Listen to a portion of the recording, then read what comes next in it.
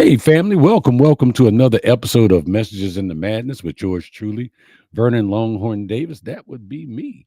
I thank y'all for popping in, dropping in, spending some of your Sunday with me. Every Sunday, we're here at 8 o'clock. This is what we do. Because guess what? There's a lot of things in the world we could be doing, but we're here doing this. Nothing but positive, motivational, inspirational messages. That's all we do. We talk about the messages in the madness because it seems like these days there's a lot of madness. And there are some positive messages in that madness if you just stop, look, and listen. There's nothing bad. There, yes, bad things do happen. I take that back. Negative things do happen. But if we take and look at that situation, a lot of times we can find some positive messaging in that madness. So again, I welcome y'all. Hey, daughter. Hey, brother James. Good to see y'all. Thank y'all for stopping in, popping in. Glad that you're here. It was a great week. I've had a great week. I hope you had a fabulous week. Matter of fact, got to give a shout out. Went today and bowled for Pins for Patriots. Yes, another veterans event. But this was my 12th year. They've been doing it 13 years. So it's my 12th year being a part of that great event. We raised $2,200 for a museum, a military museum there in Quincy. So that was really, really nice. Um, don't forget to hit like or love, share the message if you would. I think tonight's going to be a real good message that you're going to appreciate and enjoy. And I think it's one that needs to be said. So, do me a favor. Like I say, hit like, hit love, share the message. I see some of y'all out there lurking around, but I thank y'all. Just want to let you know we are broadcasting on let's see, YouTube, Facebook, LinkedIn, uh, still haven't got Instagram down pat and X. So yeah, hey Roger, good to see you, brother. It was great seeing you today and watching your son bowl a 298. That was amazing to watch. Hey, Sister Coley, there you are. We've been wondering where you was at. So glad to see you as well. Thank you. Thank you. Thank you. Baby sis, always happy to see you. Always happy to see you. That's right. Let's come together and get this message. That's ma'am. I wrote this message this morning. Yeah, I didn't just wait until I walked back through the door. I wrote this message this morning. Miss Marion, good to see you. Hey, Miss Nanette, how you doing? Yeah, glad to see you. Sure, you're right. But I wrote this message this morning before I got on the road. So I hope I look good, sound good. I did some more changes here in the office, down in the man cave. So we're working on it. So tonight's message is called The Power of Caring and Sharing. That's it. The power of caring and sharing. The difference between asking and listening is what we're talking about tonight. So let me ask you a question. And I really need y'all to interact with me tonight. I know I tell y'all listen, listen, listen, but interact with me on this tonight, okay? Um, how many times a day do we ask someone, how are you? It's automatic. It's a habit. We don't always expect a real answer, and most of the time we don't get one. No, people don't really tell you how they doing, or you don't really tell people how you doing. So we ask, and we used to. There was this comedian back in the '90s, and she said, "How you doing? How your mama doing?" But we ask that question, but we really don't expect a real answer. But every now and then, we get that. Someone stops and they say, "Do you really want to know?" That's deep. Yeah. Do you really want to know how I'm doing? And it catches you off guard. And in that moment, you have a choice. You can brush past it, you can keep things surface level, or you can pause, be present, and actually listen. Makes a big difference. And it happened to me this week. I had two conversations that reminded me why caring and sharing matter more than we realize. Now, I know my granddaughter, she'll tell me in a minute, Papa, caring is sharing. That's when she's trying to get my Snickers bars. Ugh. But it happened to me this past week. Hey, Annette, good to see you. So, the first conversation I had, The first conversation when someone just needs to be heard. That's what I'll call it. I was meeting with a colleague and casually asked, "Hey man, how you doing?" His response, "Do you really want to know?" That hit me, and it hit me hard because see, that wasn't just small talk. It was the way he said it. I knew it wasn't just small talk that he was making or that I was making. That was someone who needed to be heard. You could feel it. You could feel it in his vibe that he needed to be heard. And he needed to be heard by somebody who really cared about what was going on with them. I looked him in his eye and said, "Yes, I do really want to know." And that's when he opened up. I mean, he opened up like a beautiful flower right there in his office. He closed the door, and I knew he was dealing with a loved one's illness. I knew about it briefly, but I didn't know a lot about it. And I had only met this gentleman one time before. We talked on the phone, but actually doing business, um, we hadn't we didn't have what you would call a close relationship. So I guess you could say I just knew him briefly. But I hadn't grasped the weight of the situation. He told me a little bit about what was going on before we met that day, but I did not know what the whole scope of it was. I didn't know what the stress level was. I didn't know the level of helplessness, the exhaustion behind what he was going through. Now, here's the thing, I couldn't sympathize because I hadn't been through what he was going through, but I could empathize. I didn't know the full scope of what his loved one was going through. And by the time we got through talking and he walked me through what they had been going through, I was damn near tears. I was near tears. But I could tell that he just needed somebody to just listen to him. So I did. I listened. I didn't try to fix it. I didn't try to make it about me. I just let him speak. I interject here and there.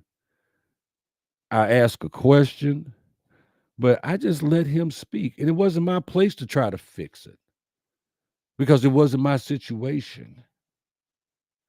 We talked for an hour. We talked for an hour before we even touched business. We touched on something far more important. Human connection is what we touched on. We talked about, yes, we did the human connection thing.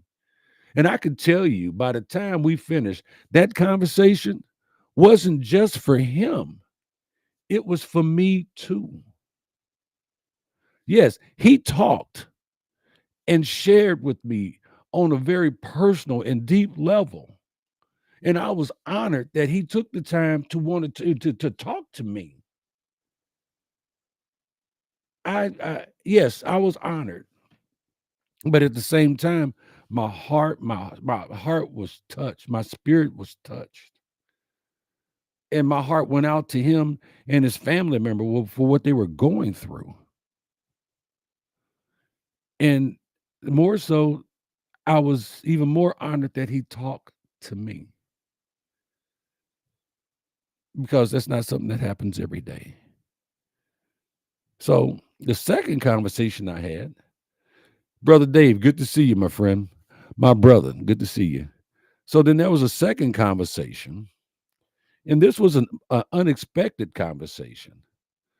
Later that day, I met another gentleman in the same building. He looked interesting. So I introduced myself to him. He had walked past me like 2 or 3 times. And every time he would walk past me, people would talk to him and he'd smile and he would always shake their hand or put his hand on their shoulder, which is a very personable thing. It lets him anyway, we're not going to get into the body language of that. But I had to introduce myself. I just felt compelled to have to introduce myself to him. And we stood there and we talked. Turns out he was the owner of the business. One of them, as I as we spoke, I took a moment to thank him for helping my colleague and his loved one. That's when he said something that, man, I swear it came out of left field. You could have bought me for a nickel. He said to me, "We cancer patients have to stick together and help one another." Now, I didn't know. I had no clue that he had cancer. I did not know he had cancer. I just met the man right there, and he's telling me about his cancer journey.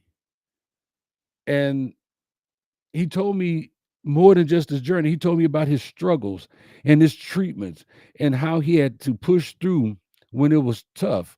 And he told me about the people in his life that were there for him. And I'm just standing there. I didn't, I'm just standing there listening to him, shaking my head, shaking my head. And I touched him on his shoulder also. This time my response was different. I had been through my own battle with cancer. So now I could empathize and sympathize. I listened to his story. And when he finished, after he finished, I shared with him mine. And he then realized that, well, we both realized that our journey was the same, step by step by step by step. And it was amazing. And we made that connection standing right there in that building. We made that connection. And I told him, I said, well, the next time I come in, I'll make sure I stick my head in and wave. He goes, no, the next time you come in, you sit down in my office because I want to talk to you. And we made a connection right there. And it was amazing. We didn't know each other from a can of paint. Matter of fact, he gave me some suggestions. I have one medication that cost me $3,000 a month. And he gave me a suggestion for another medication that was $165 a month. But we talked and we talked, and it wasn't all about me. I let him talk about him, and I listened. Brother Franco, good to see you. Brother Frank, thank you for stopping by. Annette, good to see you as always. So, and this is important, y'all. At that moment, we weren't two strangers. We weren't just two people making small talk. We were two survivors. And we were connected by experience. We were connected by understanding. That conversation was not planned, but it was meant to happen. And these things happen in our lives every day. Well, if we're paying attention, we will see them. Uh, it does mean, I mean, it just does. It happens every day. DC Fluffy says about the hand shoulder meaning. Wasn't there something in the Bible about touching and agreeing? Yes, ma'am. Yeah, yes, ma'am. You are Candy's daughter. But yes, when you take your hand and you shake somebody's hand and you touch them on the shoulder, you're letting them know you can trust me. I'm here for you. I got you. I'm a friend. I'm not a foe. And when you shake and you touch the shoulder and you look them in the eye, they know who has their back just that fast. That touching and agreeing is so, so, so powerful. So, why does this matter? I'm going to tell you why it matters. It's a ripple effect of caring and sharing. See, I had two conversations at two moments where being present changed everything. And notice I put the emphasis on the word present. You have to be present in the moment, you have to be present in the situation. You have to be focused when you put your phone down and you sit down and nothing else around you matters but this moment that you're sharing with that person that you asked, "Hey, how you doing?" And they said, "Do you really want to know?" And you didn't just brush past them, you actually engaged with them.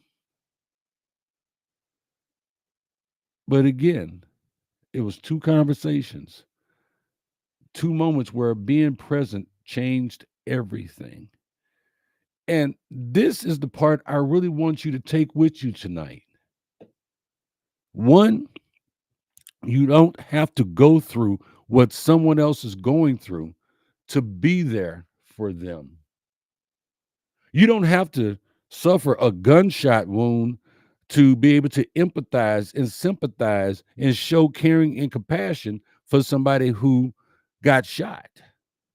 You don't have to have been shot yourself, but you can be there in the moment and you can empathize with the pain that they are feeling or what they're going through while they're going through rehab, learning to walk or talk or whatever. You don't have to have the right words every time. You just have to have the right heart. You have to have the right heart of caring about the person that you are talking to in that moment.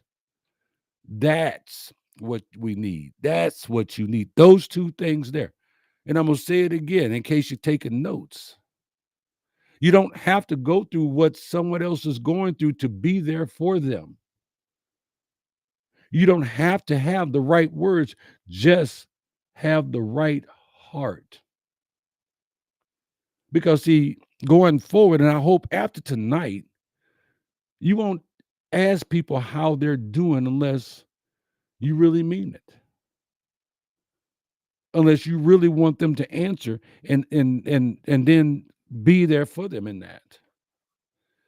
If some of y'all that know me know I don't say good morning anymore.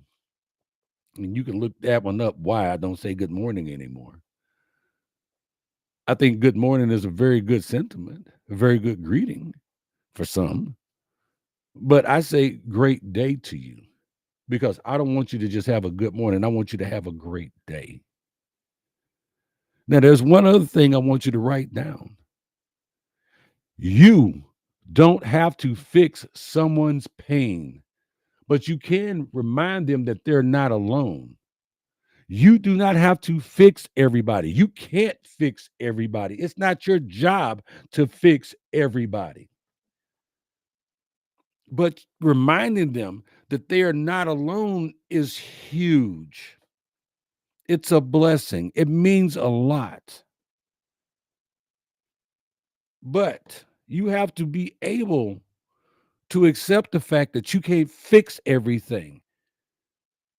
You can't fix everybody's problems. If you walk into a repair shop for, say, lawnmowers, you'll look around and you'll see a whole lot of lawnmowers that didn't get fixed because some things are not fixable by you.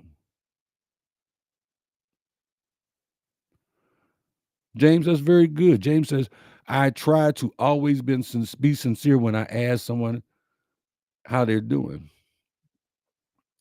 And I'm sincere in that as well. If there's somebody who I personally know. But if I'm passing somebody on the street, it's like, hey, good to see you. Oh, okay. Yeah, you have a great day. Or somebody say, hey, how you doing? I'm like, I'm good, thank you. And I keep it moving because I'm not in a position to stand there and have a conversation about how I'm doing. And chances are you really don't want to know how I'm doing. You just being polite. But you kind of know, you feel it when someone says, you say, hey, how you doing? And their body language and how they respond to you will let you know right then and there. This is going to be more than a 2-second conversation. This is going to be more than I'm good. or this person needs more than I'm good. How are you? They need something, and you can feel it, you can see it, and y'all know people or seen people that you walk by that you just knew you needed to stop and put your hand on their shoulder and ask them, "Hey, are you all right? Do you need to talk? Do you need some help?" So, and I say that because people are walking around carrying so much. They're carrying stress, grief, fear, pain, and a lot of that is hitting close to my home. I'm not talking about me in particular, but well, yeah, everybody deals with some stress, but stress, grief, fear, pain, anxiety, whatever it is you want to call the unknown. And most of the time, they do it silently. Sometimes they talk to you about it, sometimes they don't.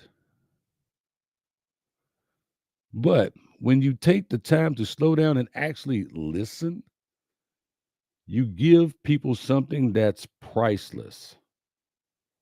And you know what that is? You remind them that they matter. And people need to feel like that they matter, that they are seen, that somebody does care about them. You remind them that they matter, and that's important. Buzz say tragedy and circumstance put individuals into a mindset that is hard to escape. Just hearing an opinion that is from someone they know loves them, it just may be the common effect they need to take that pause. And you're right, Buzz. But then again, hearing that same thing from a complete stranger may make them pause as well because I have an unbiased opinion. You have an unbiased opinion. But you could share something with them from a perspective that maybe somebody else has shared with them already, but they weren't ready to accept that.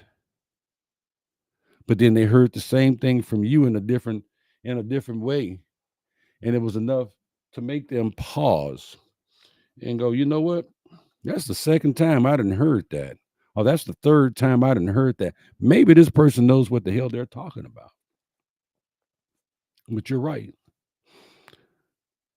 You're right, James. Even joy is needed to be shared sometimes. Yes, it is.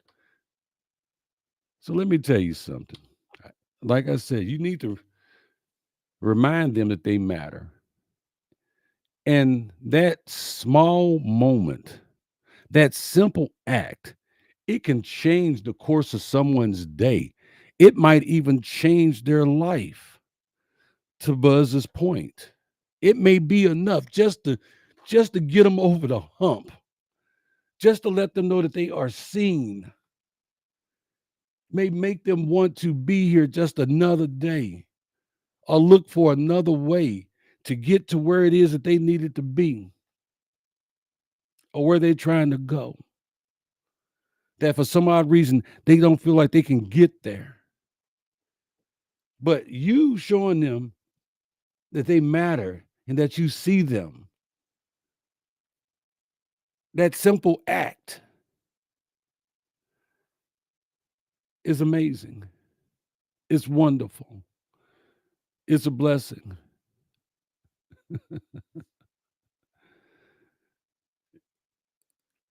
Thanks, Buzz, for recognizing me in that hat.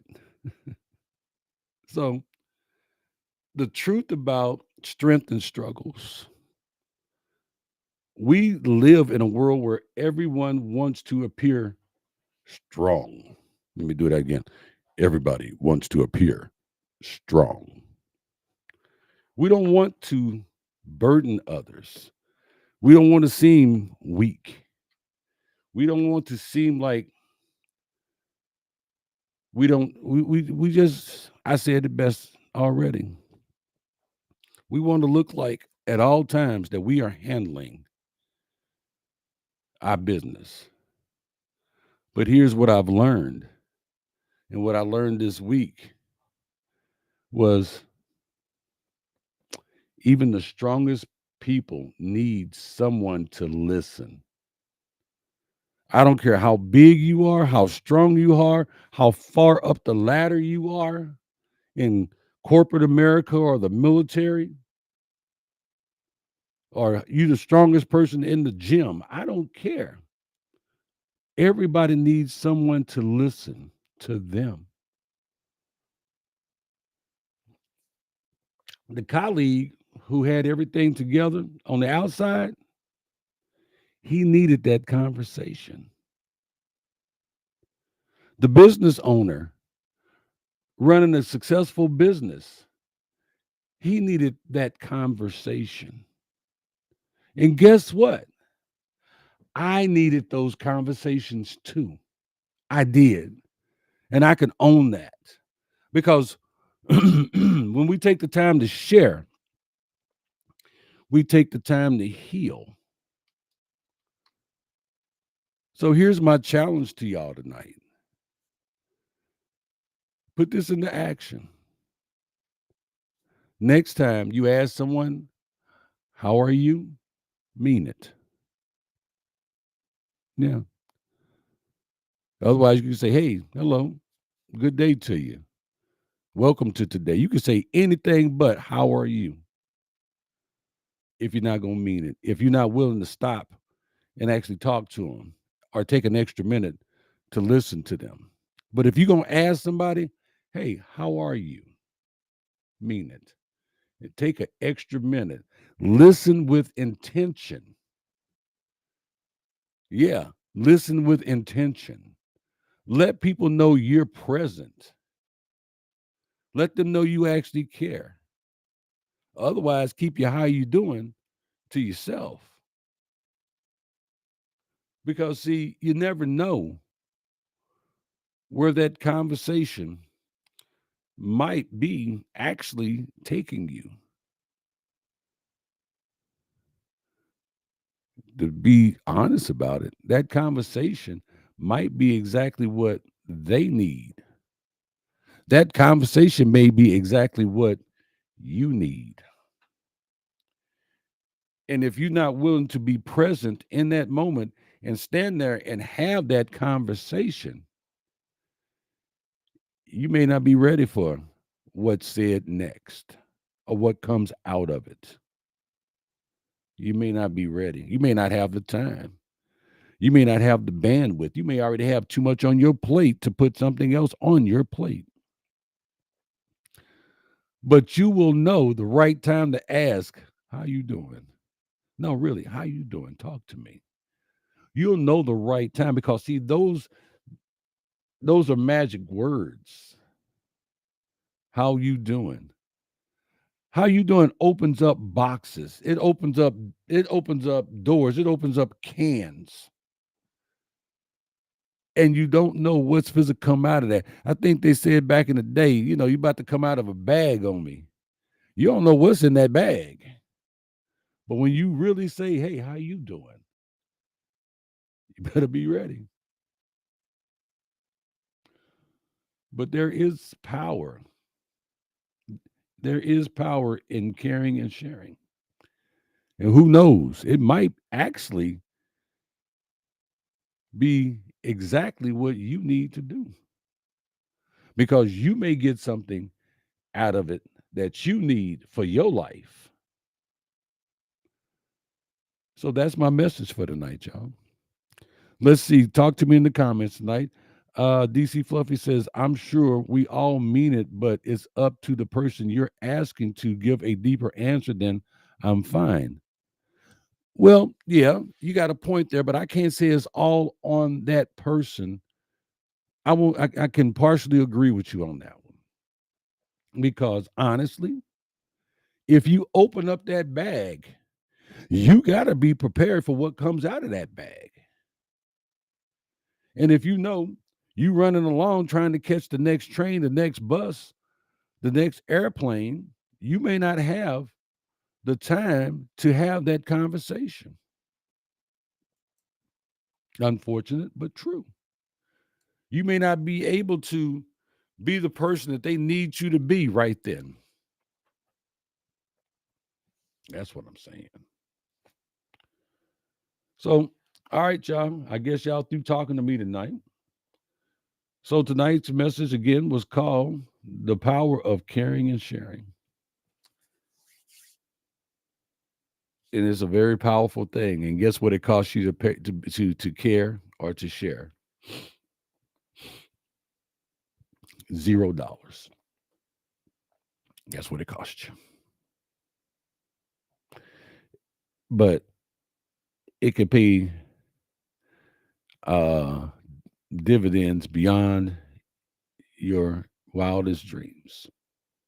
So you're right. There's another. That's a good one, Coley. Opening up Pandora's box. Yeah, you may not. You don't know what you supposed to get when you open that box. You might get Pandora herself when you open that box. You're like, oh no, put Pandora back in this box. You don't know what you supposed to get. Well, Charlotte, thank you. She says, so much truth in tonight's message. Thank you, Charlotte. So that's the message. I think everybody that popped in, dropped in to spend a little time with us tonight. We actually, got some watchers tonight. We even got watchers on YouTube tonight. Hey, I feel special. So, guys, that was the message. This is, as I say every week, thank y'all. Until next time, Roger. There you go. Annette says, great message. Stay strong. You as well. You as well. Baby sis says, I hear you, bro. So, again, guys, this has been Messages in the Madness. I've been your host, Vernon Longhorn Davis. As I always say, love yourself, take care of yourself, respect yourself. Love them kids. Give them a hug from me. Respect our vets. Hold on. Respect our vets. Uh, I'm not going to finish. I'm not going to sign off yet. Baby sis says, powerful message. I came, I listened, I participated, I loved, and I shared. Wishing you and everyone a magical and productive week ahead. I know that's right. I thank you. I thank you, baby sis, for that. I mean, shoot, you the one should be doing this show. You be doing them mic drops at the end of the show. Just bow. I'm like, I'm gonna start calling you baby sis Obama. You be dropping them bombs. But anyway, I love you. God loves you. Take care of yourself. Respect yourself. Love them kids. Respect our vets. Until next Sunday, God bless y'all. $2.